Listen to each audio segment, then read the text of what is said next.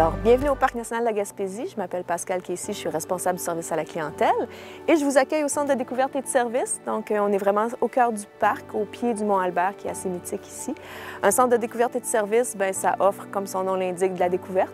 Donc, on a une salle d'exposition ici qui parle du caribou et du parc en entier aussi, donc pour en apprendre plus. Découverte aussi parce que c'est le camp de base, donc tout part d'ici. On a nos gardes-parcs naturalistes, nos gardes-parcs patrouilleurs, nos gardes-parcs techniciens qui ont leur bureau ici et bâtiments de service. Donc, on a notre boutique. Dépanneur aussi, on a notre accueil principal. Donc, tous les gens qui se présentent au parc viennent ici pour avoir de l'information, faire l'enregistrement de camping, on peut aussi avoir des détails sur la météo à venir, par exemple. Donc, on est en un seul bâtiment, on peut répondre à tous les besoins et les questionnements des visiteurs.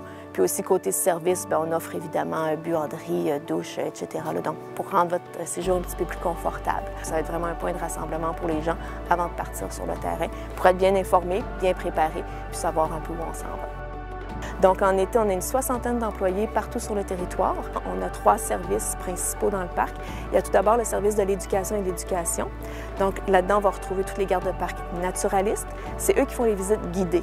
Donc, c'est eux qui vont en montagne pour vous expliquer les choses à voir, à faire. C'est eux qui font les activités de causerie, du théâtre même. Donc, ils font un grand éventail de choses. On a les gardes-parcs techniciens. Un technicien va aller analyser le terrain. Donc, c'est eux qui font des études de caractérisation pour voir si on peut faire des aménagements. C'est eux qui vont voir s'il y a une détérioration des sentiers, etc.